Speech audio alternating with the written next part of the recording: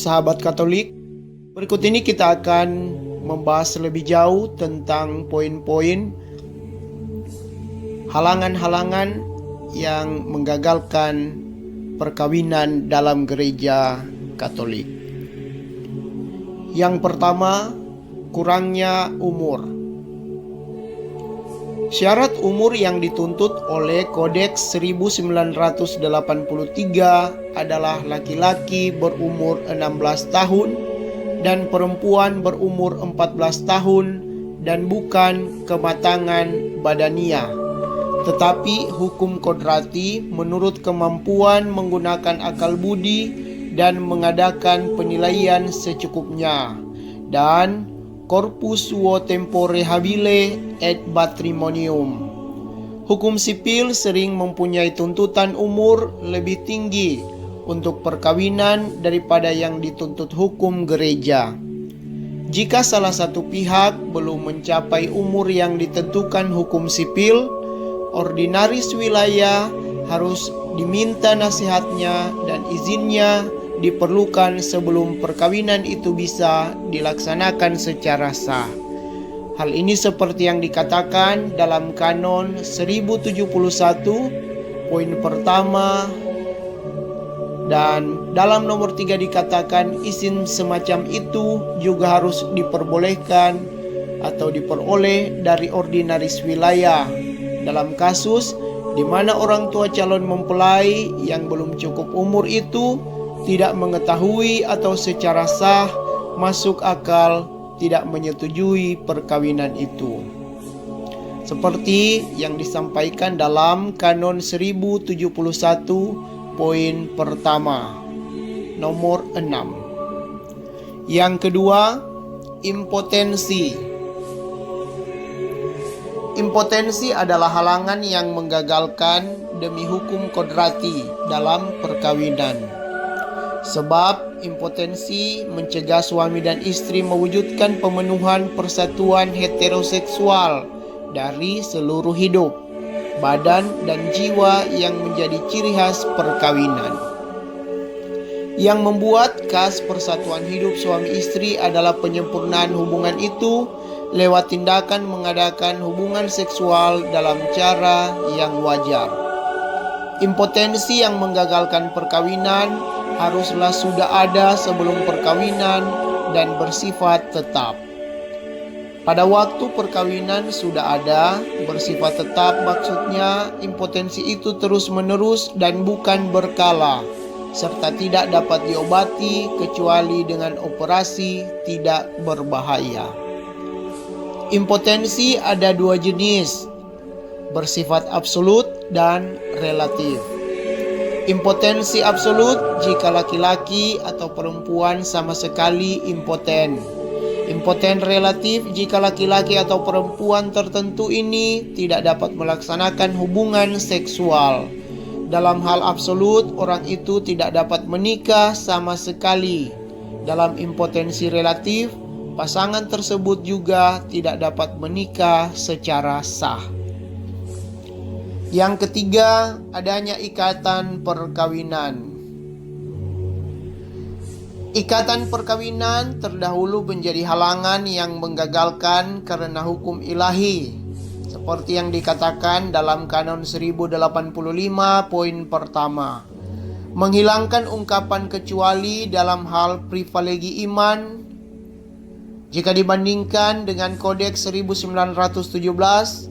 Ungkapan ini berarti jika seorang yang dibaptis menggunakan privilegi iman walau masih terikat oleh ikatan perkawinan terdahulu, dia bisa melaksanakan perkawinan secara sah, dan ketika perkawinan baru itu dilaksanakan, ikatan perkawinan lama diputuskan.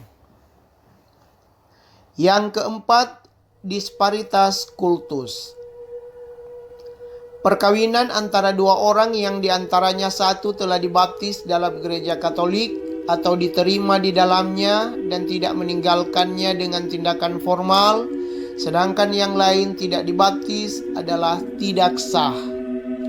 Perlu dicermati ungkapan meninggalkan gereja secara formal berarti melakukan suatu tindakan yang jelas menunjukkan etikat untuk tidak menjadi anggota gereja lagi.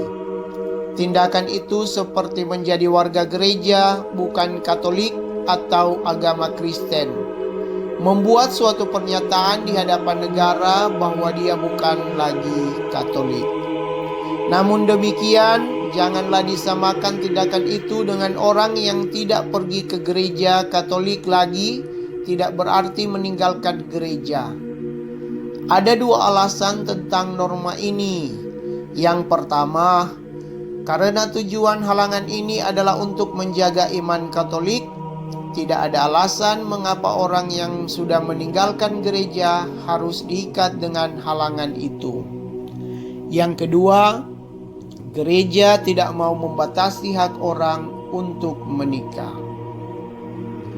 Perkawinan yang melibatkan disparitas kultus atau beda agama ini sesungguhnya tetap dapat dianggap sah, asalkan yang pertama, sebelumnya pasangan memohon dispensasi kepada pihak ordinaris wilayah, keuskupan di mana perkawinan akan diteguhkan.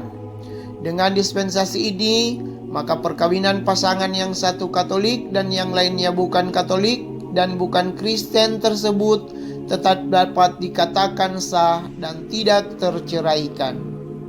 Setelah pihak yang Katolik berjanji untuk tetap setia dalam iman Katolik dan mendidik anak-anak secara Katolik, dan janji ini harus diketahui oleh pihak yang non-Katolik, seperti yang dikatakan dalam Kanon 1125 dalam Kitab Hukum Kanonik. Yang kedua, atau jika pada saat belum menikah, pasangan tidak mengetahui bahwa harus memohon dispensasi ke pihak ordinaris, maka sesudah menikah, pasangan dapat melakukan konvalidasio. Tahu? Hal ini seperti dikatakan dalam Kanon 1156 sampai dengan Kanon 1160 di hadapan imam, agar kemudian perkawinan menjadi sah di mata gereja Katolik.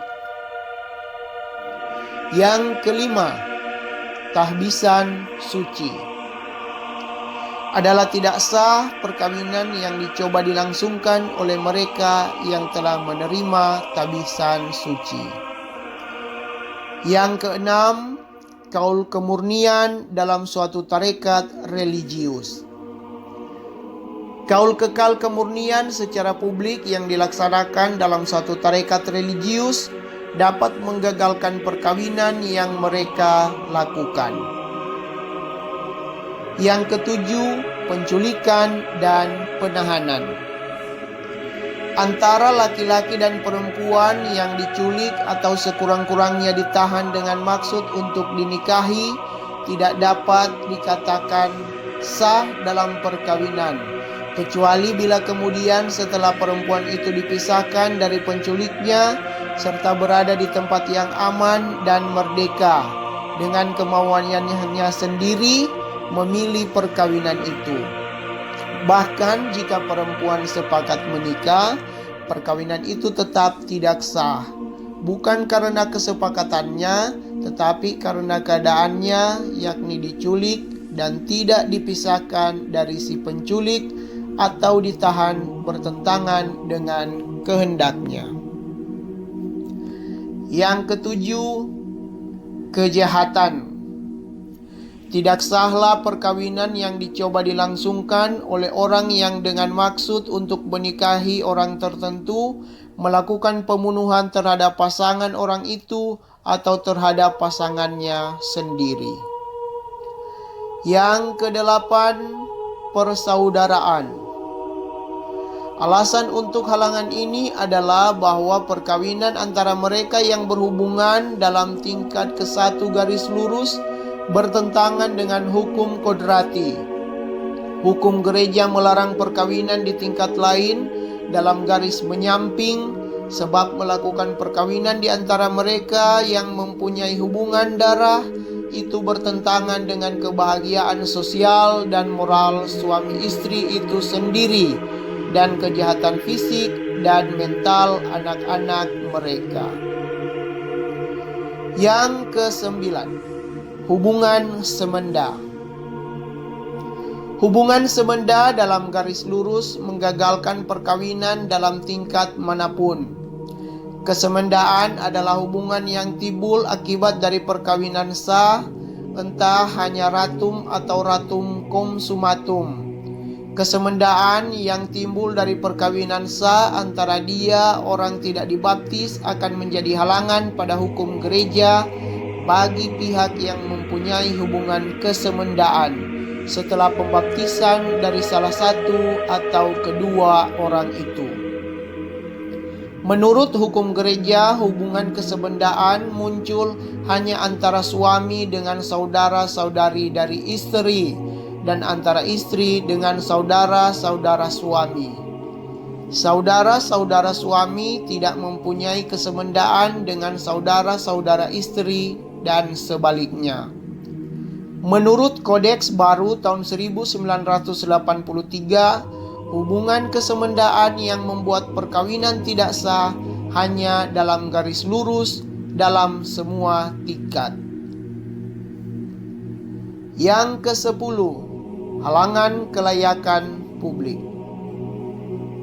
Halangan ini muncul dari perkawinan tidak sah, yakni perkawinan yang dilaksanakan menurut tata peneguhan yang dituntut hukum, tetapi menjadi tidak sah karena alasan tertentu, misalnya cacat dalam tata peneguhan. Halangan ini muncul juga dari konkubinat yang diketahui publik. Konkubinat adalah seorang laki-laki dan perempuan hidup bersama tanpa perkawinan atau sekurang-kurangnya memiliki hubungan tetap untuk melakukan persetubuhan, kendati tidak hidup bersama dalam satu rumah. Konkubinat dikatakan publik kalau dengan mudah diketahui orang banyak. Yang ke-11, adopsi. Tidak dapat menikah satu sama lain dengan sah mereka yang mempunyai pertalian hukum yang timbul dari adopsi dalam garis lurus atau garis menyamping tingkat kedua. Menurut norma ini, pihak yang mengadopsi dihalangi untuk menikah dengan anak yang diadopsi, dan anak yang diadopsi dihalangi untuk menikah dengan anak-anak yang dilahirkan dari orang tua yang mengadopsi dia. Alasannya, karena adopsi mereka menjadi saudara-saudari seketurunan. Demikianlah Sobat Katolik, beberapa poin yang mau menerangkan untuk kita semua bagaimana halangan-halangan perkawinan dalam gereja Katolik.